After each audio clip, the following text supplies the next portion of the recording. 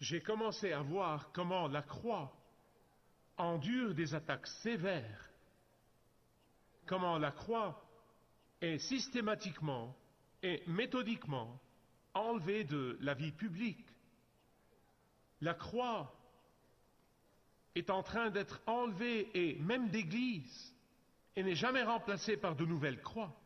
Certains de la jeune génération ne sauront jamais rien de la croix, excepté peut-être ce qu'ils voient sur la poitrine d'un chanteur vulgaire qui la porte comme moquerie. Une enquête a été conduite qui n'a rien à voir avec la croix, et le but de l'enquête n'avait rien à voir avec la croix. C'était à propos du symbolisme. Et comment vous voyez le symbolisme? Voici les résultats des répondants à cette enquête. Les 5 anneaux des Jeux olympiques ont été identifiés par 92% des répondants. 88% ont identifié les arches jaunes de McDonald's et le coquillage de la compagnie pétrolière Shell. Mais moins de 54% ont identifié la croix comme le symbole du christianisme. Plusieurs leaders d'église aujourd'hui disent que la croix n'est pas nécessaire. La croix est un abus cosmique des enfants.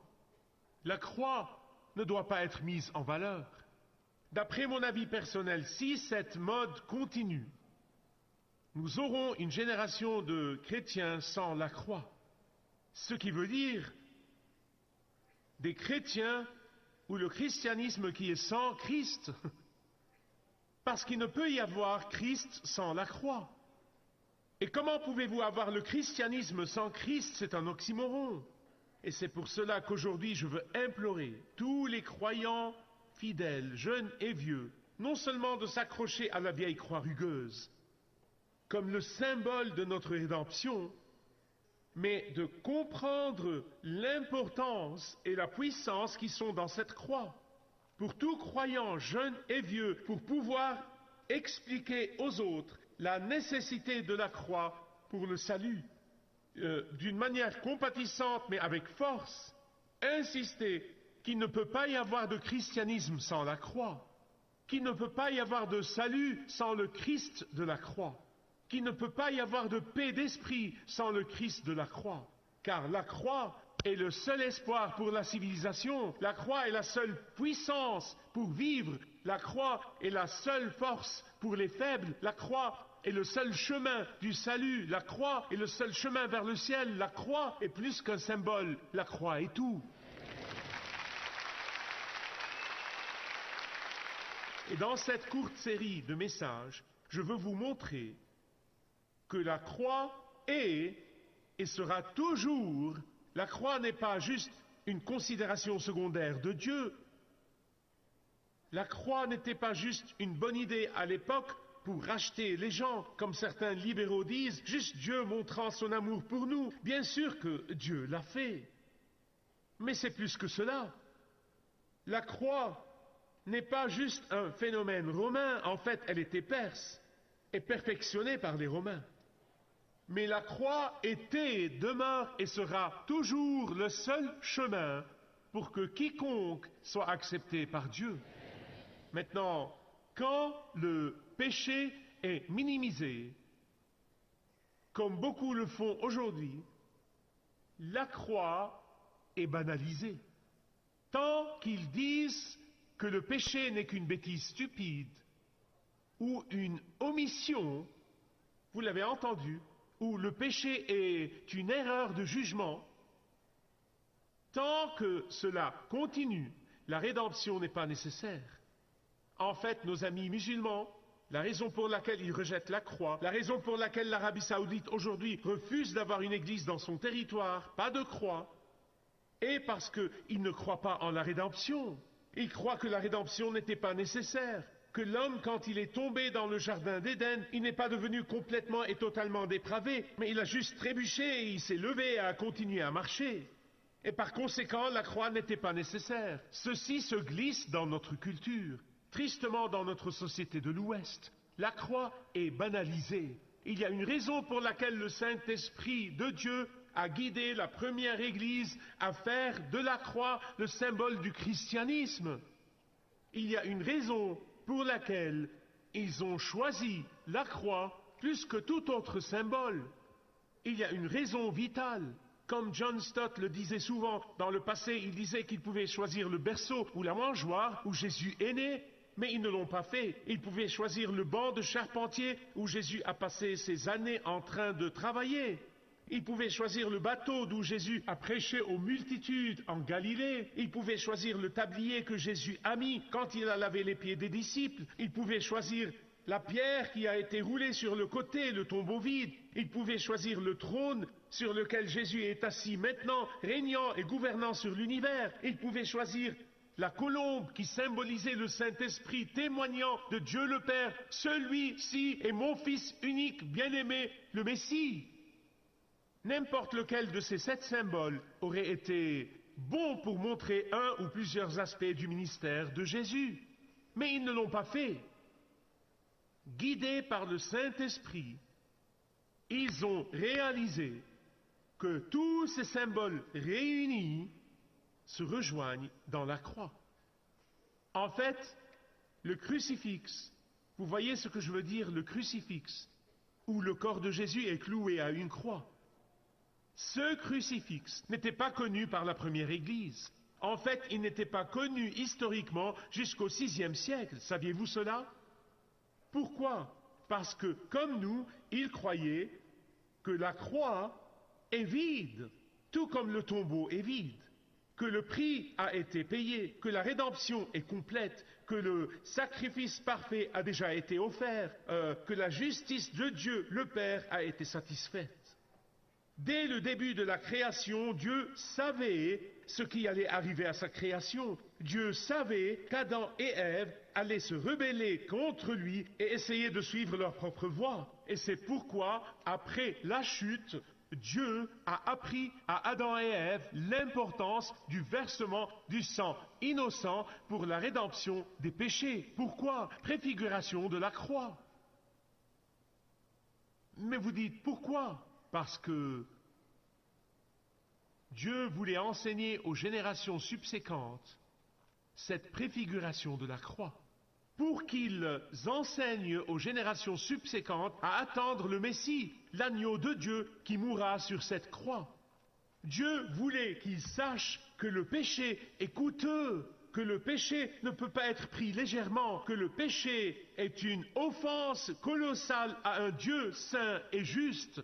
C'est ce qu'il voulait qu'ils sachent dès le début, et c'est pour cela que dans l'Ancien Testament, il a institué le sacrifice animal. Un animal innocent pour une personne coupable. Le sacrifice de sang innocent pour le péché de l'homme. Mais probablement certains de vous pensent et disent, mais je l'ai lu quelque part dans le Nouveau Testament, probablement dans Hébreux, où il dit que le sacrifice animal ne pourra jamais enlever de manière permanente le péché. Alors, quelle est la réponse? Écoutez attentivement. Dieu a institué le sacrifice animal pour 3 raisons. Numéro 1, pour qu'à chaque fois qu'ils offrent un sacrifice, ils se rappellent que ça ne recouvre que temporairement le péché. Deuxièmement, chaque fois qu'ils offrent un sacrifice, ils se rappellent qu'ils adorent un Dieu saint et juste qui ne peut pas accepter le péché. Et troisièmement, chaque fois qu'ils offrent ce sacrifice, c'est une préfiguration de la venue de la croix de Christ. Maintenant, voici un fait biblique. Pour que la justice de Dieu l'emporte, la faute doit être punie. Pour que la justice de Dieu soit satisfaite, le péché doit être puni. La rébellion contre les commandements de Dieu doit absolument avoir un remède. Et sur cette croix, Dieu lui-même, le plus innocent de tous, a payé le prix pour des pécheurs coupables comme vous et comme moi.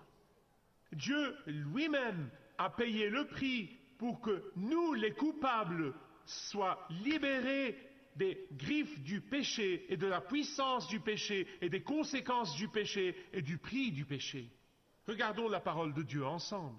La première fois que vous voyez la justice de Dieu à travers un sacrifice animal est dans Genèse chapitre 3 verset 21. Quand Adam et Ève se sont volontairement et délibérément rebellés contre la parole de Dieu et le commandement de Dieu, la justice de Dieu devait être appliquée. Alors qu'a fait Dieu?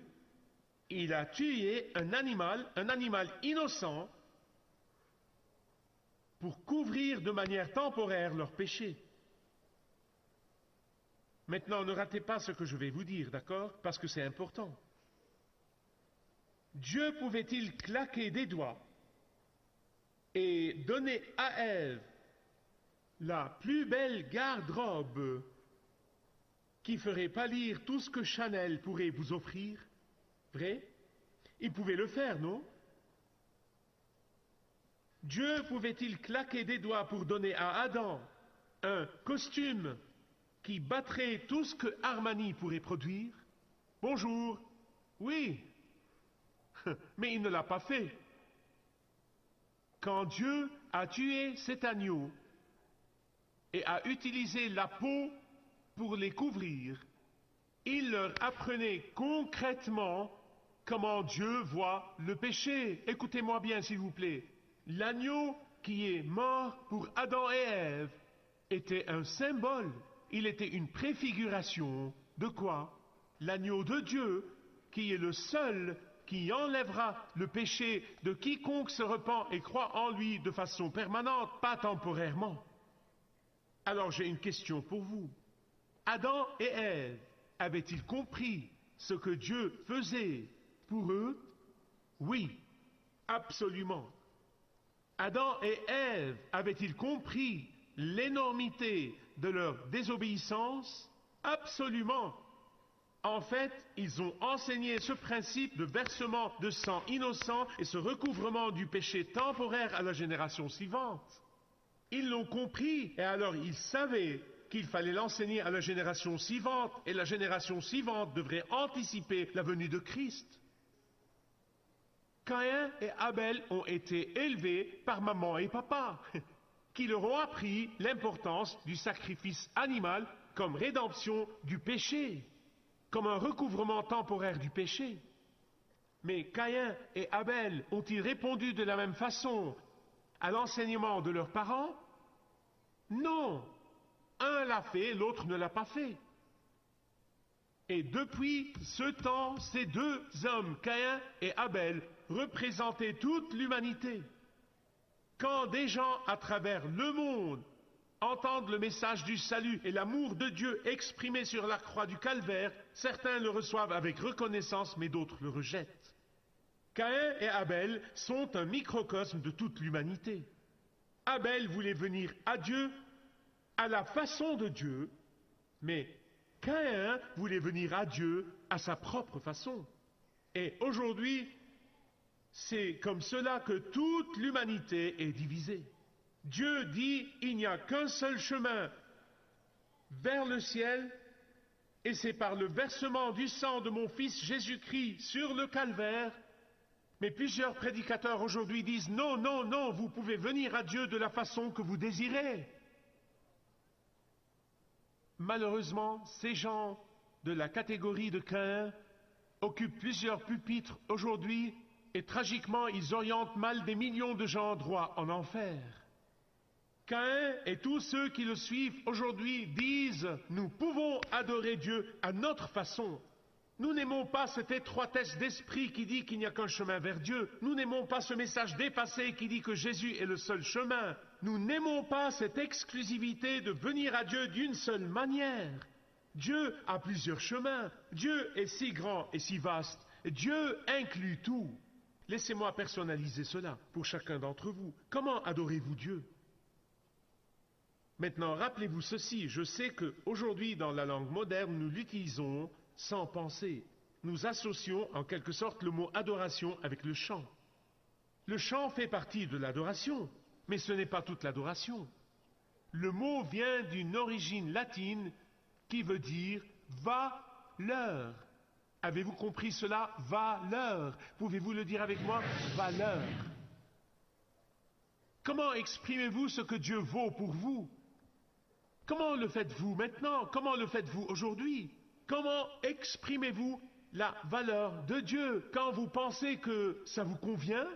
Seulement quand ça ne vous coûte rien? L'exprimez-vous quand vous le sentez? Comment adorez-vous Dieu? Comment lui exprimez-vous sa valeur? Seulement quand vous avez des problèmes et vous avez besoin de quelque chose de Dieu? Genèse 4, 4 et 5 disent, « L'Éternel porta un regard favorable sur Abel et sur son sacrifice, mais sur Caïn et son offrande. » Avez-vous compris cela? Offrande, pas sacrifice. Il n'a pas porté de regard favorable. Ce n'est pas surprenant que Hébreux chapitre 11, verset 4 dise, « Par la foi, Abel a offert un meilleur sacrifice que Caïn. » Pourquoi est-il meilleur? La raison pour laquelle il est meilleur est qu'il était à la façon de Dieu dès le début. Un versement de sang innocent parce que c'est une préfiguration de la croix. Vous voyez, la croix était, demeure et sera toujours le chemin de Dieu, le seul chemin. En fait, il y a plus. Il y a plus. Saviez-vous que tout rituel de sacrifice de sang qui ait jamais été fait sur la face de la terre, et je parle de païens aussi, saviez-vous qu'ils peuvent tous être retracés à l'origine, jusqu'à l'enseignement d'origine de Dieu et la révélation à Adam et Ève? Ils sont nos premiers parents. De là, l'humanité s'est répandue. Adam a vécu jusqu'à l'âge de 930 ans. 930 ans. Adam a continué à enseigner ce principe du sacrifice animal comme la préfiguration de la croix de Christ tout le long jusqu'à Lamech. Vous dites qui est Lamech? Lamech était le père de Noé. Tout le long, 900 ans. Noé avait 600 ans quand il enseignait ce principe, la préfiguration de la croix de Christ, aux générations suivantes. Et quand Noé est sorti de l'arche, la première chose qu'il a faite est d'offrir un sacrifice au Seigneur. Noé a transmis ce principe de comprendre la préfiguration de la venue de Christ tout le long jusqu'à Abraham. Abraham avait 58 ans quand Noé est mort. Et l'obéissance d'Abraham et sa foi lui ont donné le privilège même et l'honneur de pouvoir regarder et anticiper le jour de Jésus-Christ 2000 ans après. En fait, Jésus a dit, Abraham a vu mon jour et s'est réjoui. Et ils se sont mis si en colère qu'ils voulaient le lapider. Ils ont dit, tu n'as même pas encore 50 ans. Ils ne pensaient pas spirituellement. Et l'obéissance de la foi d'Abraham ne lui a pas juste donné le privilège de voir dans le futur et de voir la croix de Christ. Mais quand Isaac a demandé à son père Abraham, tout au haut du mont Moria, et il lui a dit, « Père, où est le sacrifice ?»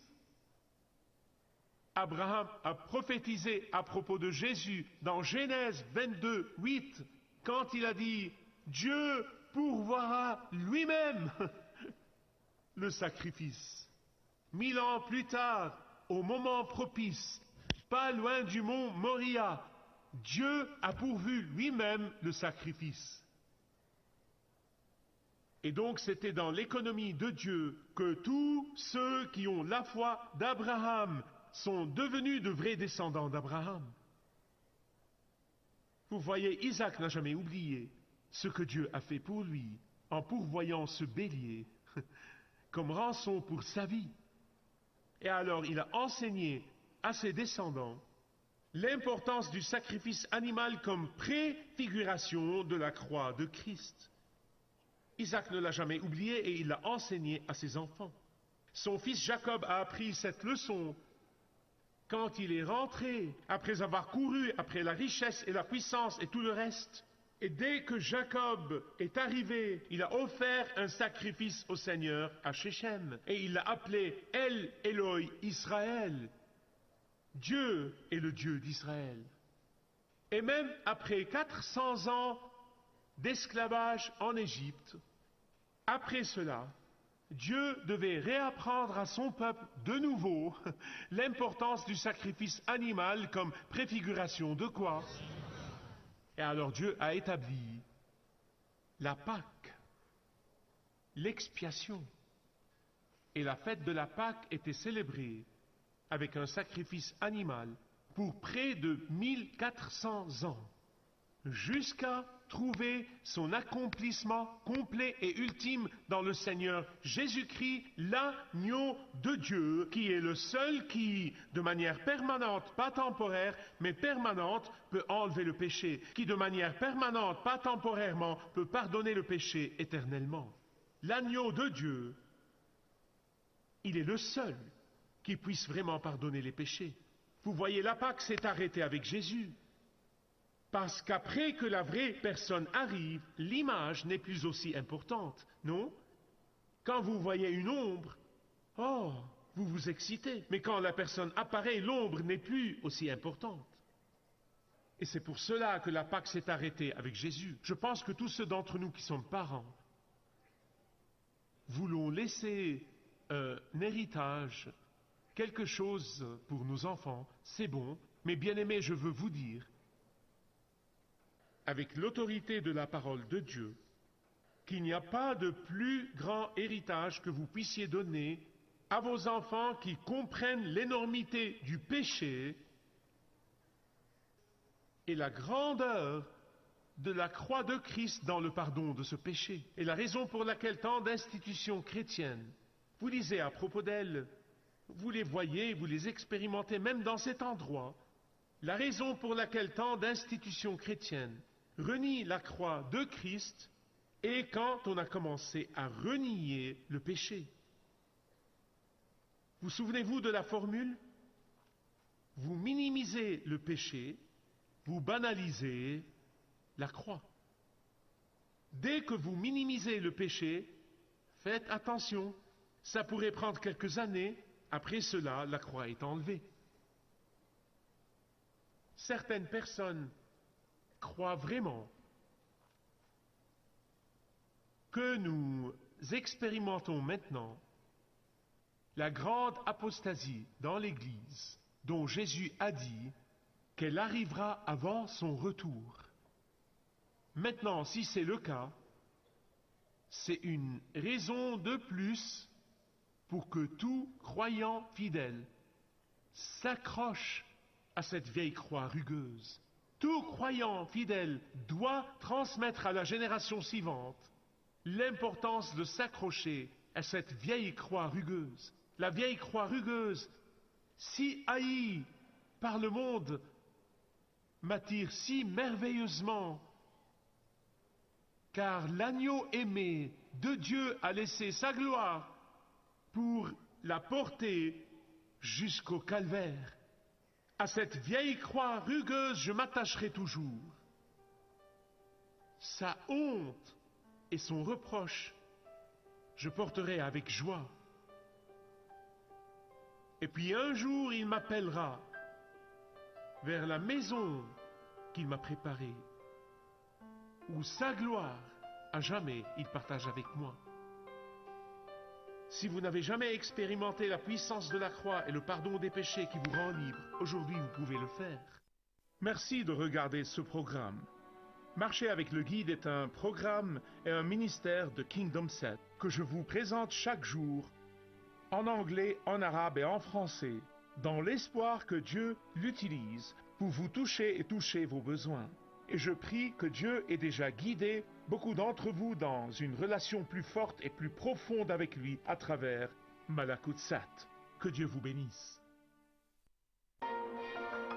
Vous pouvez maintenant télécharger du livre du